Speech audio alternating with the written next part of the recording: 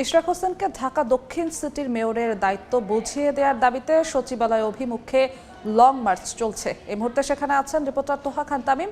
সরাসরি যাচ্ছি তার কাছে। তামিম, ইশরাক হোসেনকে ঢাকা দক্ষিণ সিটি কর্পোরেশনের মেয়রের দায়িত্ব বুঝিয়ে দেওয়ার যে আন্দোলন চলছে, সেই আন্দোলনে এই মুহূর্তে মিছিল শুরু হয়েছে। অর্থাৎ নগর ভবনের সামনে যারা অবস্থান করছিলেন আন্দোলনকারীরা, তারা মিছিল নিয়ে এখন ঠিক প্রেস ক্লাবের সামনে দিয়ে তারা যাচ্ছেন। এবং আমরা দেখতে পাচ্ছি যে প্রেস ক্লাবের সামনে যে রাস্তা, অর্থাৎ গুলিস্তানের যে 0 পয়েন্ট রয়েছে, 0 পয়েন্ট থেকে প্রেস ক্লাবে যাওয়ার পথে যে রাস্তাটি রয়েছে, সেই রাস্তাটি পুলিশ ব্যারিকেড দিয়ে ঘিরে রেখেছে এবং বিপুল পরিমাণ আইনশৃঙ্খলা বাহিনীর সদস্যরা তারা এখানে মোতায়েন করা হয়েছে।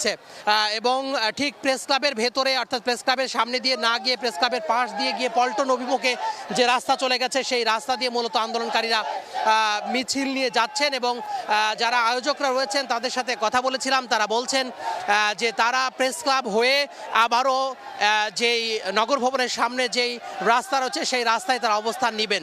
যদিও এই মুহূর্তে বিশাল মিছিল আমরা লক্ষ্য করছি যে প্রেস ক্লাবের ঠিক সচিবালয়ের সামনে যে রাস্তাটি রয়েছে 0 পয়েন্ট দিয়ে এবং পল্টন অভিমুখে যে রাস্তা চলে গেছে, সেই রাস্তা দিয়ে মিছিল অভিমুখে তারা আসলে যাচ্ছেন আন্দোলনকারীরা।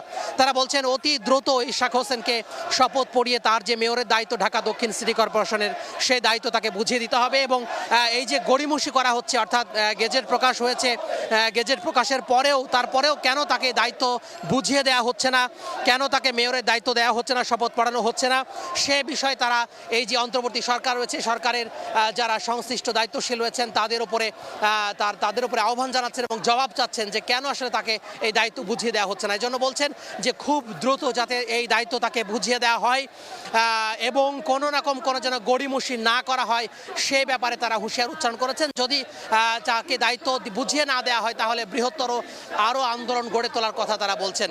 তো সব মিলে এই মিছিল এখন প্রেস ক্লাবের সামনে দিয়ে নগর ভবনের সামনে অবস্থান নেবে এবং তারা তাদের যে পরবর্তী কর্মসূচি, সেই পরবর্তী কর্মসূচি তারা গ্রহণ করবেন। এই ছিল সচিবালয়ের সামনের রাস্তা থেকে যারা আন্দোলন করছেন তাদের সবশেষ খবর।